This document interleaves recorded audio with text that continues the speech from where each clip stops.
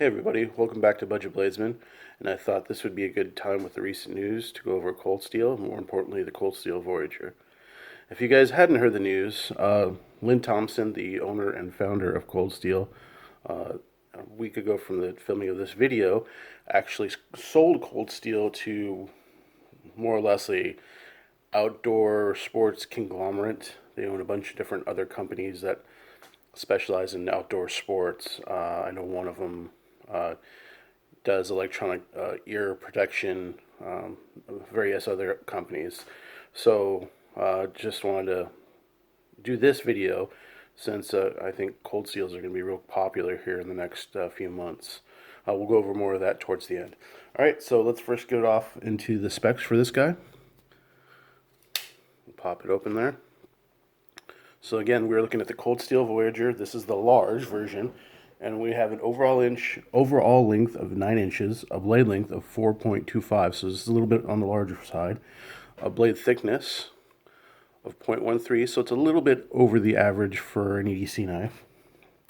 We're coming at 4.65 ounces. This particular one is a clip point style blade and it's full flat ground. You see that. No bevel or anything on there, so you can see the full flatness of that grind angle. This is a tip up, so we'll close this up. You see tip up, but it is ambidextrous. We have a right hand carry and left hand carry. And typically with cold steels, what they do is they send you both sides of the pocket clip, because you can see on this pocket clip it angles this way. So if you tried to put this one on this side, it would angle out. So what they normally do is they send you a clip for both sides, for left and right hand carry. This is, as you can see, the standard Cold Steel triad lock. Pop that back open. This is AUS 10A steel, so we'll flip this over. You can see AUS 10A, and it is, as you can see there, made in Taiwan. We're looking at thumb studs as far as the opening mechanism. We're looking at polymer handles. Like I said, this is the triad lock. Alright, so let's pull our comparison knives and take a look at those. So first we're going to have our standard K-bar dozer. And you can see this is more of our basic EDC knife. You can see it's much smaller. So the Voyager is a much larger knife. We go blade length to blade length. You can see there's quite a bit there.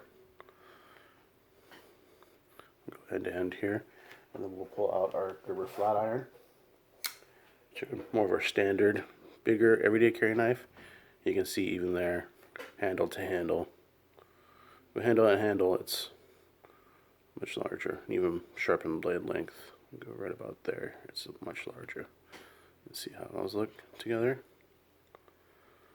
And it does give a little bit of a different look because it has this little bit of a curve on the end here.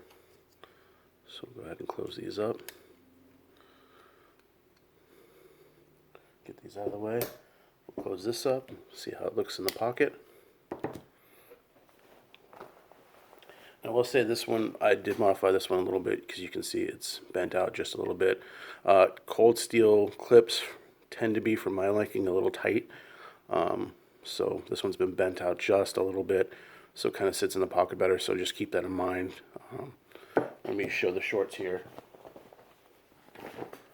because it's going to go in a lot smoother than most cold steel knives, but that's for a reason. You can see. All right, let's do that again so you guys can see it. Put it right in here with the shorts. Let's see, this one, since it's been kind of modded, it slides right in, but typically cold steel knives, they do have a tighter pocket clip, so it would be a little bit tougher than normal to get in. You can see it's a fairly large knife, so you don't quite have quite as much room in the pocket. Open this up out. Right, you can see it does take up quite a bit of the pocket. I mean, you're right there at the edge, so there's not nearly as much room. So I think you probably would get maybe a smaller multi-tool, maybe like a Leatherman Juice maybe, or something, maybe a Victorinox, like a Cadet or something on those lines. I don't think you're going to get a big multi-tool, and I don't think you're going to be able to get a cell phone or a wallet in there. Alright, so let's pull this guy out. We'll go over a couple more things before we close this video out. Let's open this bad boy up. So there are several variations to this blade. They also have a Tanto. They have what they call a Vaquero. And the Vaquero has a very giant, I I forget the term, so forgive me for saying, but see how this right here, it's an even deeper cutout on the top here, and then has a giant recurve on the belly of the knife. So it's a kind of different shaped. They also have what they what Cold Steel calls is their crisp blade. I'm not sure if that's a standard issue name for the blade or if that's just what Cold Steel calls it, but it's kind of a wavy pattern. So it waves on the top, and on the bottom it comes to a very acute point. It's kind of almost a fantasy type looking knife, if you will. And then they do also have versions that I think they have on the standard clip point here. They have a version that's full serration, as well as the Tanto style. They have one that's full serration. They also do have an extra large version, which is a 5.5-inch blade, and those tend to be about $15 more versus your standard ones here. And this one for just the standard clip point here starts at $49.99, just more or less. Should be with about $5-10 depending on your place that you go and normally get these.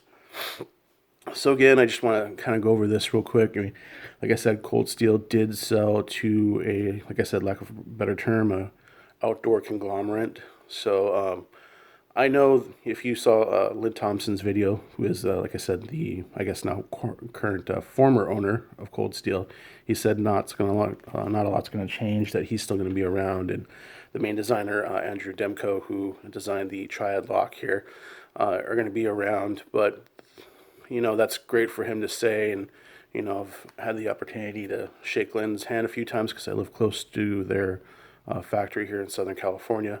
But the reality is just, you know, when you sell your company to a larger company, no matter what you say, they can change things to feel, you know, to meet their bottom line.